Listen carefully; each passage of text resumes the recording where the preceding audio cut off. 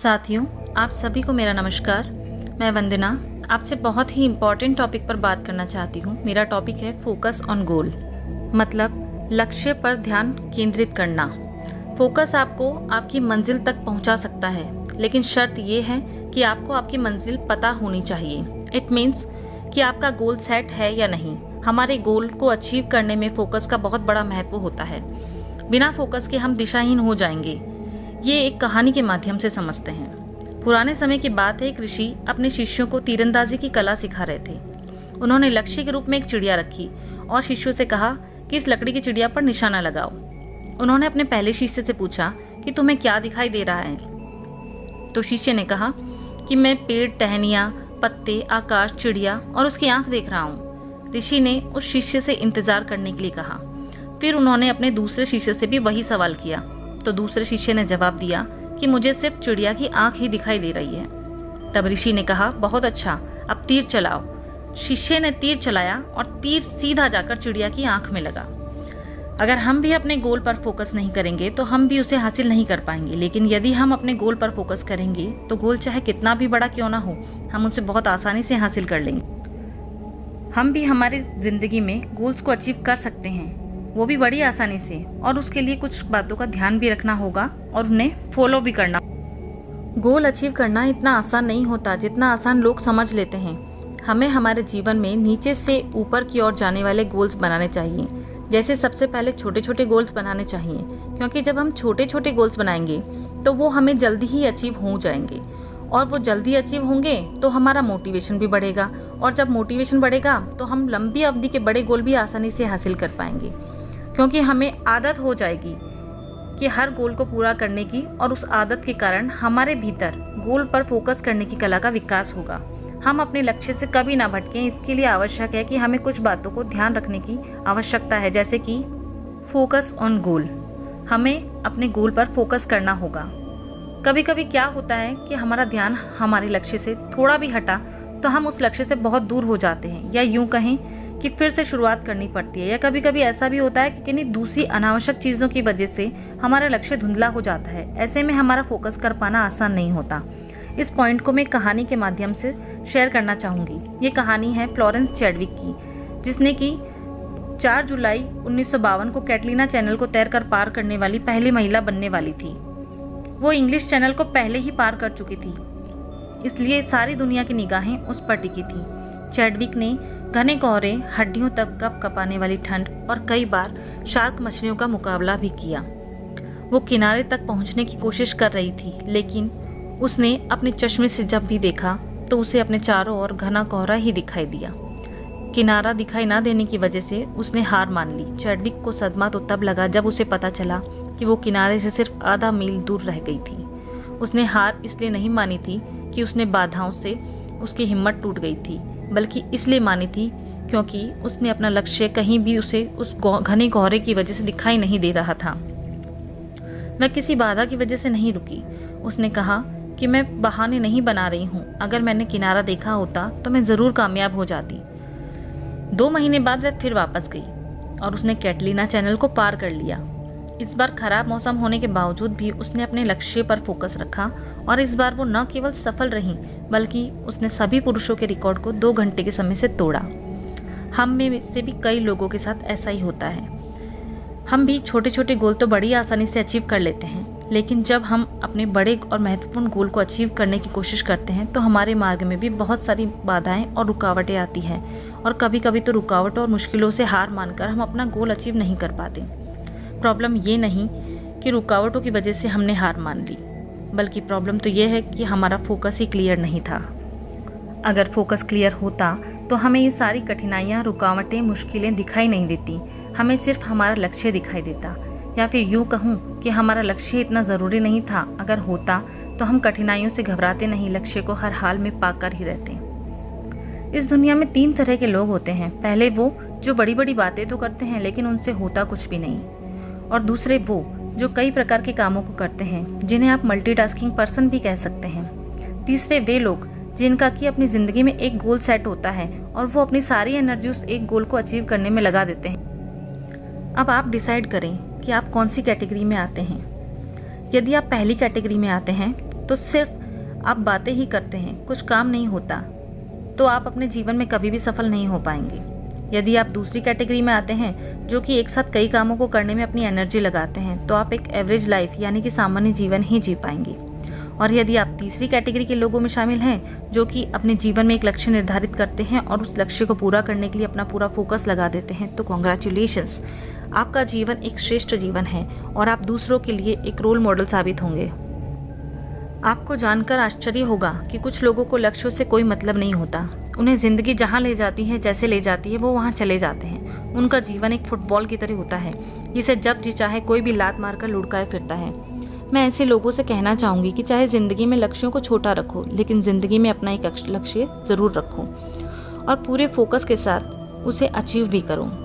यदि आप पूरी लगन और मेहनत से अपना लक्ष्य हासिल करने की कोशिश करेंगे, तो निश्चित ही आपको सफलता मिलेगी, क्योंकि कोई भी लक्ष्य इंसान के प्रयासों से बड़ा नहीं। हारा तो वो है जो इंसान कभी लड़ा ही नहीं। यदि किसी व्यक्ति की जिंदगी का कोई लक्ष्य नहीं है, तो वो व्यक्ति बस जिंदगी को काट रहा है, जी नहीं रहा। परेशानी ये नहीं है कि आप गोल अचीव नहीं कर पाए, परेशानी तो ये है कि आप गोल बना ही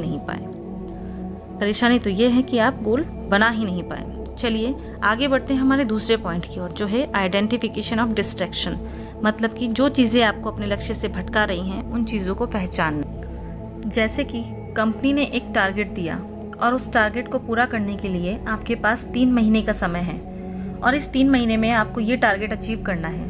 अब क्या होता है कि जब आप अपना टारगेट अचीव करने में जुट जाते हैं, तब कठिनाइयाँ आती हैं, जैसे कि घर में कोई शादी ब्याह का होना, रिश्तेदारों के साथ घूमने चले जाना, दोस्तों के साथ पिकनिक मनाने जाना। आज नई मूवी रिलीज हुई है, आज देख लेता हूँ, कल से काम करेंगे। आज काम करने का मन नहीं है, कल कर लूँगा। आज तो ट्रेनिंग में जाके आया हूँ इसलिए थक गया हूँ, अरे भाई अब कल देखेंगे। इस तरह के कई प्रलोभन आएंगे आपको लक्ष्य से भटकाने के लिए आपके सामने। लेकिन यदि आपका फोकस ठीक जगह पर है, तो आप निश्चित तौर पर अपना टारगेट अचीव कर लेंगे, और अगर नहीं है तो हमेशा की तरह नए टारगेट का इंतज़ार करेंगे। सोशल मीडिया भी आपका ध्यान भटकाते हैं, जैसे कि जब आपका फोकस अपने लक्ष्य पर होता है या आप अपने लक्ष्य की प्राप्ति के लिए काम कर रहे होते हैं, तो व्हाट्सएप, फेसबुक, इंस्टाग्राम पर कोई भी मैसेज या पोस्ट आपका ध्यान तोड़ सकती है। और जब आप एक बार उस पोस्ट को पढ़ने बैठते हैं, तो फिर आपका मन करता है कि इसे लाइक, शेयर और कमेंट करें। फिर हम लगातार दूसरी अन्य वीडियो देखने में लग जाते हैं। इसमें हमारा ध्यान और बहुत सारा समय खराब हो जाता है और हमें पता भी नहीं चलता कि कब हम धीरे धीरे हमारे लक्ष्य से दूर हो गए और कैसे हमारा फोकस को तोड़ मरोड़ कर रख देते हैं ये सोशल मीडिया। मैं ये नहीं कहती कि सोशल मीडिया से बिल्कुल दूरी बना ले, लेकिन यदि आपको अपना फोकस अपने लक्ष्य के प्रति बनाए रखना है, तो आपको सोशल मीडिया के लिए अपना समय निश्चित करना होगा और एक निश्चित समय के भीतर ही आपको सोशल मीडिया को यूज़ करना होगा। जब हम मार्ग भटकाने वाली चीज़ों को यानी कि डिस्ट्रैक्शन को कम कर लेंगे, तब ऑटोमेटिक हमारा फोकस क्लियर रहेगा और हम सफल होने लगेंगे। तीसरा जो पॉइंट है वो है रेज योर स्टैंडर्ड, मतलब अपना मानक बढ़ाएं। इस पॉइंट को एक कहानी के माध्यम से समझने की कोशिश करते हैं। ये कहानी है एक बाज की। बाज के बच्चे ने अभी अभी उड़ना सीखा था।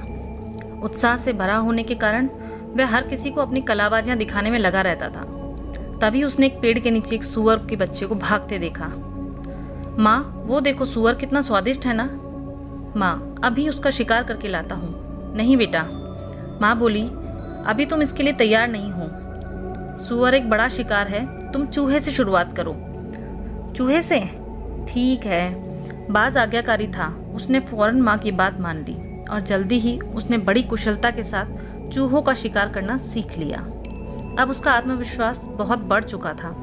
वह अपनी माँ के पास गया और फिर सूअर का शिकार करने के लिए कहने लगा, अभी नहीं बेटा, पहले तुम खरगोश का शिकार करना सीखो। माँ ने समझाया। कुछ ही दिनों में बाज ने खरगोशों का शिकार करना भी सीख लिया। उसे पूरा यकीन था कि अब वो अपने पहले लक्ष्य उस सूअर को जरूर मार सकता है और इसी की आज्ञा लेने के लिए वो माँ के पास पहुंचा। पर इस बार भी माँ ने उसे मना कर दिया और पहले मेमने का शिकार करने के लिए कहा। बाज जल्दी ही मेमनों का शिकार करने में भी पारंगत हो गया। फिर एक दिन वह अपनी माँ के साथ डाल पर यूं ही बैठा था कि एक सूअर का बच्चा उधर से गुजरा। बाज ने अपने माँ की ओर देखा। माँ मुस्कुराई और सूअर पर झपट पड़ने का इशारा किया। बाज फौरन नीचे की ओर उड़ान भरी और उस दिन उसने पहली बार अपना मनपसंद खाना खाया। साथियों, सोचिए, अगर माँ ने पहली बार में ही उसे सूअर का शिकार करने के लिए कह दिया होता तो क्या होता? नन्हा बाज निश्चित तौर पर असफल हो जाता और संभव है कि उसका आत्मविश्वास भी कमजोर हो जाता। लेकिन जब उसने पहले छोटे छोटे शिकार किए तो उसका आत्मविश्वास और उसकी काबिलियत दोनों निखरते चले गए और आखिर में वो अपने मनपसंद लक्ष्य को पाने में सफल हुआ। मेरे कहने का मतलब ये है कि आपने जब शुरुआत की थी तब शुरुआती दौर में जैसे रोज़ाना एक प्लान देते थे, फिर 2 प्लान पर आए, फिर 5 पर आए और धीरे धीरे आपने अपना स्टैंडर्ड बढ़ाया। और अब जब आपकी अच्छी खासी टीम है तो इस टीम के प्रति आपको आपकी जिम्मेदारी बखूबी उठानी होगी। अब यहाँ प्लान प्रेजेंटेशन से मेरा आशय नहीं है। मेरे कहने का ये मतलब है कि जिस तरह आप एक अच्छे लीडर हैं, उसी तरह से अपनी टीम के प्रत्येक नए व्यक्ति को एक लीडर बनाने का संकल्प लें। क्योंकि यदि आपकी टीम में हर व्यक्ति प्लान और प्रेजेंटेशन में माहिर होगा तो आपका नेटवर्क जल्दी ग्रो करेगा। क्योंकि जिस टीम में प्रत्येक व्यक्ति खुद योद्धा हो, उस टीम को कोई भी नहीं हरा सकता। और यदि सभी व्यक्ति प्लान प्रेजेंटेशन देना जान जाएंगे तो वे कभी भी किसी अन्य पर निर्भर नहीं रहेंगे। इससे होगा ये कि आपकी टीम का प्रत्येक व्यक्ति कमाएगा और जब वो कमाएगा तभी सही मायने में आप एक सफल लीडर कहलाएंगे। क्योंकि सफल लीडर वही है जो अपनी टीम के प्रत्येक व्यक्ति के बारे में सोचे और उसे साथ लेकर चले। हमें हमारी टीम को, हमारे प्लान को सामने वाले के दिमाग के हिसाब से समझाना चाहिए। मतलब वो जैसे समझना चाहते हैं हम उसे वैसे समझा पाएं। हमें चाहिए कि हम हमारे प्लान प्रेजेंटेशन को लोगों की ज़रूरत के हिसाब से समझा पाएं, जिससे रिजल्ट ज़्यादा अच्छे आएंगे। कहने का मतलब है कि प्लान और प्रेजेंटेशन को बार बार प्रैक्टिस करवाएं। जैसा कि ब्रूस ली ने भी कहा है कि मुझे उससे डर नहीं लगता जो 10,000 तरीके से किक मारता है, बल्कि मुझे डर उससे लगता है जो एक किक को 10,000 बार प्रैक्टिस करता है।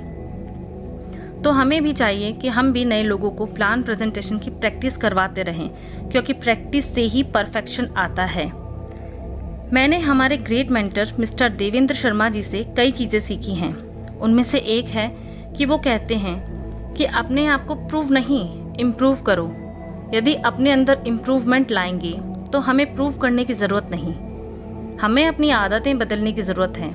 जिन आदतों की वजह से हम सफलता नहीं ले पा रहे हैं तो हमें उन आदतों का त्याग करना चाहिए और स्वयं में इम्प्रूवमेंट लाना होगा, तभी हम सफलता ले पाएंगे।